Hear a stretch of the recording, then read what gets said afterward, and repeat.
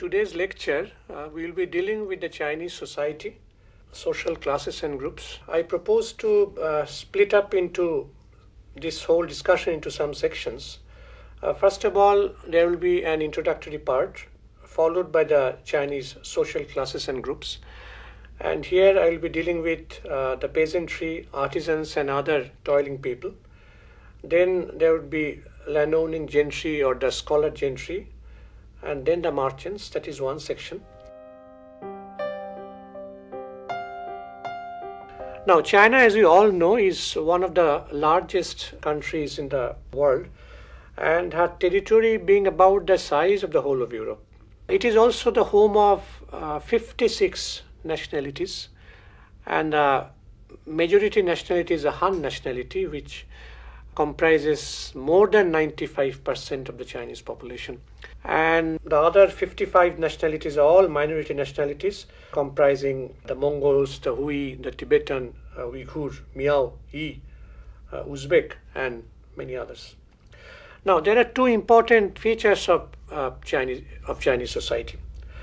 One is that China continues to enjoy the longest historiographical tradition in the history of the world. That is one thing.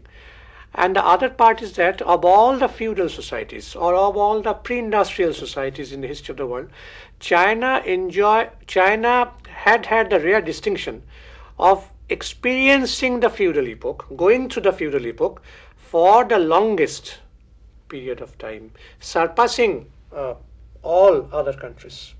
Now, the overwhelming majority of population, of course, consists of the peasantry, and the peasantry, along with the artisans and other toiling people, they stood at the bottom of Chinese society, and they constituted the exploited classes, the ruled classes in China.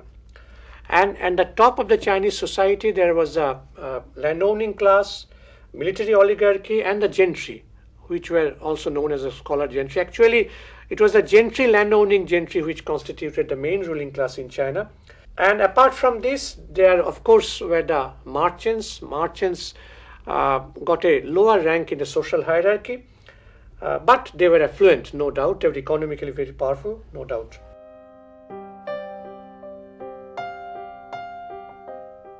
The basis of the Chinese society was a family. That was the basic unit. And in fact, family was the state in miniature in China.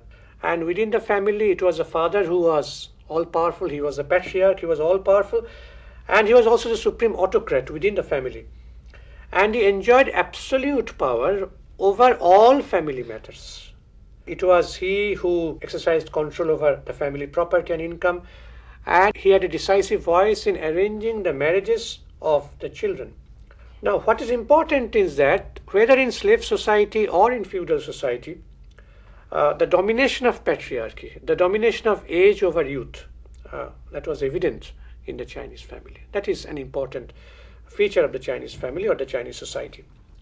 Now, this domination of age over youth was perfectly matched by the domination of men over women. In the Chinese family, a girl did not have any rights whatsoever. The girls were universally illiterate. They had no rights over family property. They had no say, absolutely no say in their own marriages.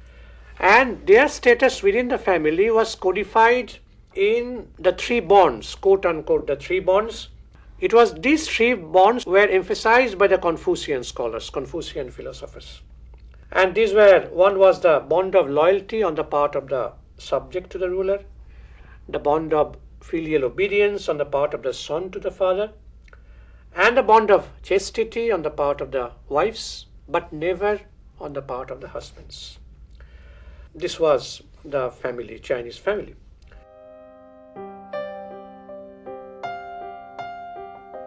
Coming to the peasantry, they constituted the overwhelming majority of the Chinese population, and it was not an undifferentiated class. It was split up into at least four sections. We have the rich peasant, we have the middle peasant, we have the poor peasant, and we have the landless peasant. And most of the peasants were under the grip of landowners who subjected them to exploitation of various types. one of the main forms of feudal extraction was exploitation was the extraction of rent. That is common, quite common everywhere else, not just in China, but in all other feudal societies. And the extraction of rent by the landlords to the maximum possible extent was the typical form of feudal oppression. And in fact, the peasantry was exploited to such an extent by the landowners that they were deprived not only of their surplus product, but also a part of their necessary product. That is, surplus product is that which is something above what was needed for his basic subsistence. And the necessary product was that what was the basic minimum needed for his own subsistence. Now, the surplus was, they were deprived of the surplus, and they were also deprived of a part of the necessary product. That was the situation. And the Chinese feudal system created its own tax collectors, its own courts, its own police system, all of which served the interests of the ruling classes in China. It was always the oppressed sections that were at the receiving end. That was the common feature. Joseph Needham, in his monumental study on science and civilization in China, has suggested the term bureaucratic feudalism while he dealt with Chinese feudalism, because he feels that there was a unique combination of economic and political power in China.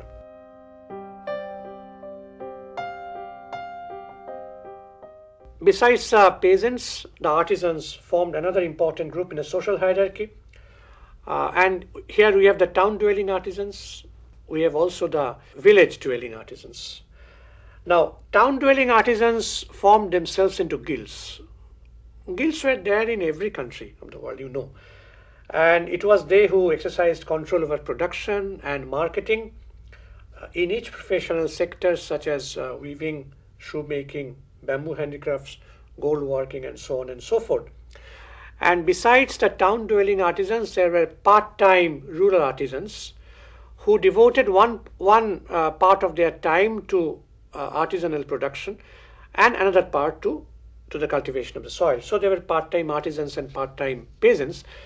As in our country, as in India, there was a blending of agriculture and handicrafts in the countryside of China.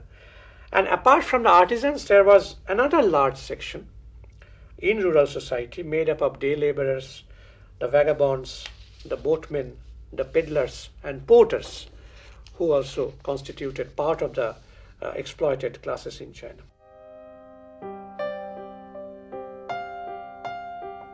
From the ancient days, China witnessed the emergence of a new social class of a very different type, which could not be seen either in India or in the West.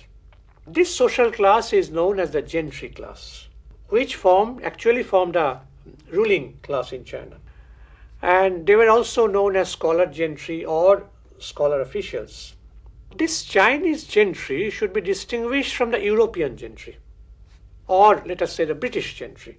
In the case of Britain, we have the emergence of the gentry after the dissolution of the monasteries, and this English gentry was landowning gentry, but which had capitalistic tendencies. It was not a feudal gentry. It was a capitalistic gentry owning landed estates. On the other hand, the Chinese gentry had nothing to do with capitalism.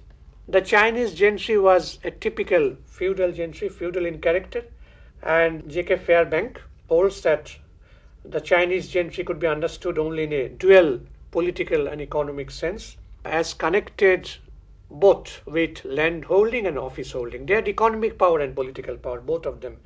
And actually, they constituted the ruling class in China, and they exercised control over power, over knowledge, and also over land. The point is that in practice, individual members of the gentry did not possess or did not hold all of these resources or in equal quantities. There were some educated people who failed in the Confucian examinations, and there were still others who refused to take the Confucian examinations. Side by side, only a limited number of the gentry became office holders, got top official posts. doing political and administrative duties. Now, as for the ownership of land, it was no doubt the main source of economic power in ancient China, as also in medieval China, no doubt.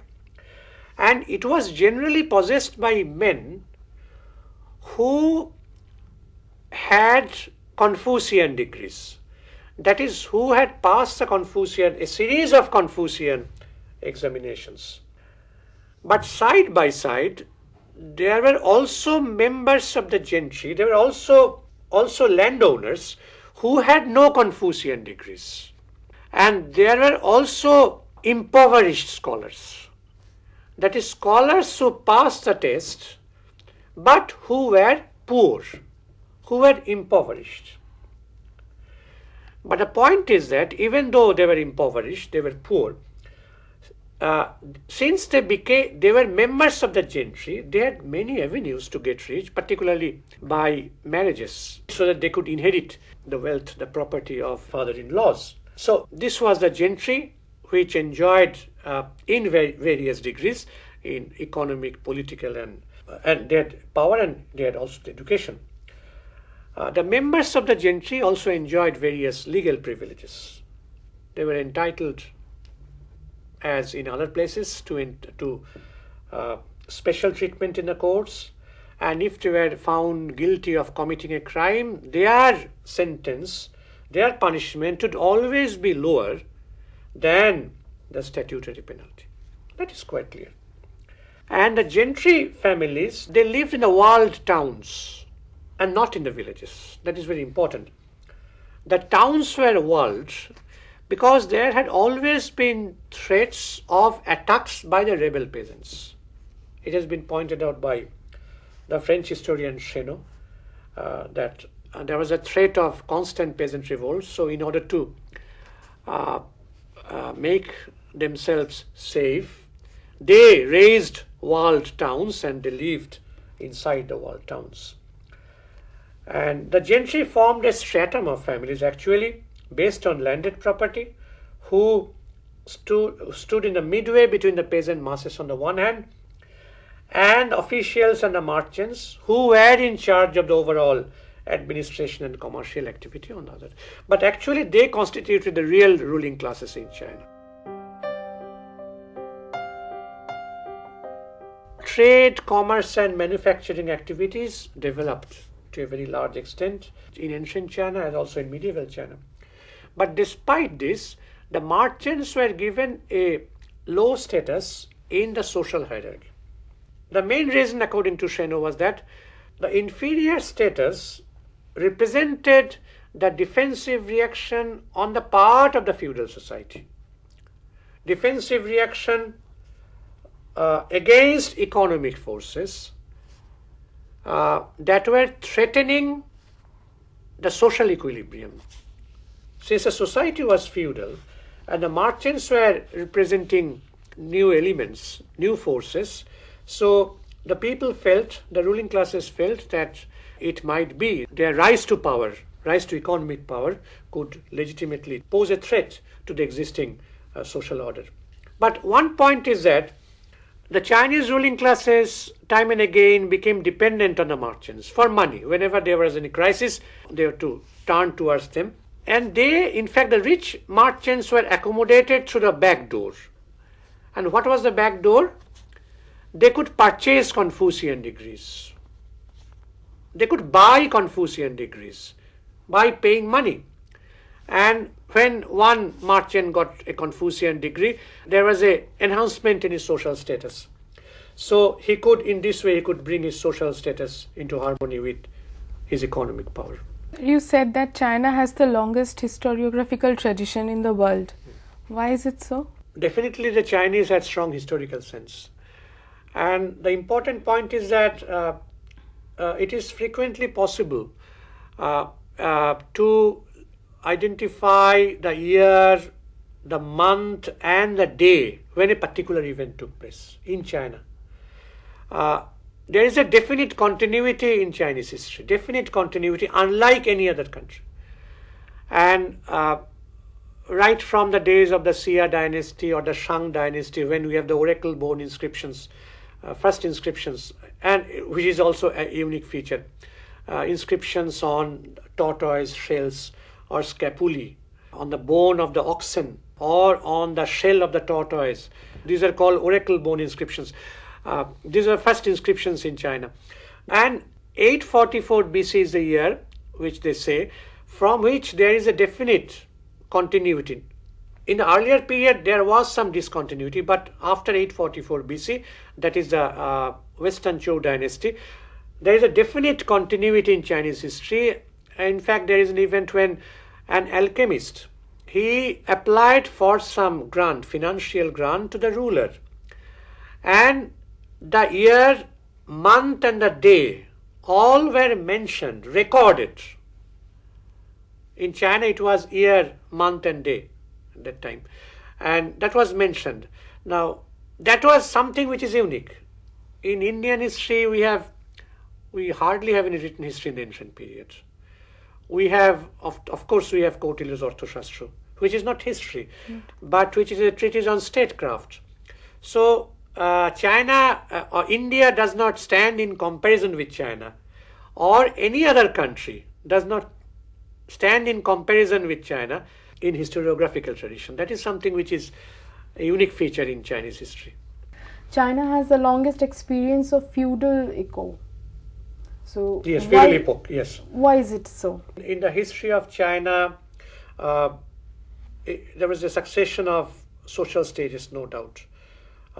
We have slavery during the period of the Zhou dynasty, or earlier also from the Shang,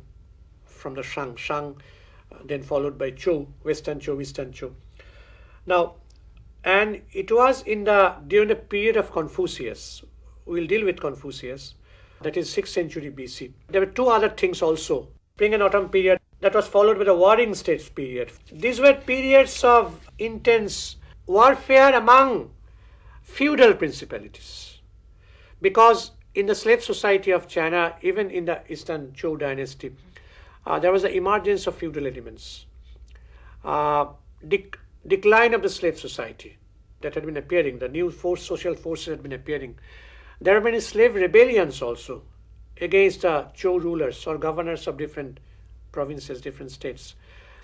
Now, in fact, Chinese feudalism or forces of feudalism appeared in Chinese history in the 6th century BC or 5th century BC. That was the period.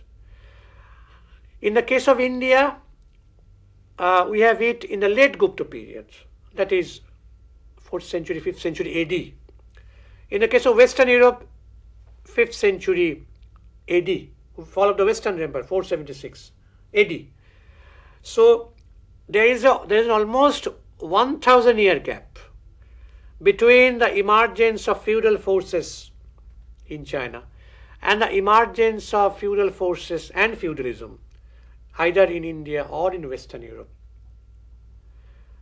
Of course, the feudal empire in China emerged under the Qin dynasty, Qin Shi Huangdi, 221 BC, that was the year, who raised the Great Wall of China. He started the Great Wall of China. So this is a rare distinction, and it is because of this that class contradictions were very sharp in China. Class contradictions between the feudal lords and the serfs or the peasants, that was very sharp. And that is the reason again, which is another important feature which I have not mentioned, and that is in China you have the largest number of peasant rebellions in the history of the world, because it had passed to the feudal stage, experienced feudalism for the longest period of time, and that is the reason why class contradictions were very sharp, very intense, and that is the reason again why peasant revolts are in various forms, not always like war, but revolts of different types, protest movements of different types, riots of different types, of different dimensions, that took place in China. So that is something which is not seen in any other country of the world.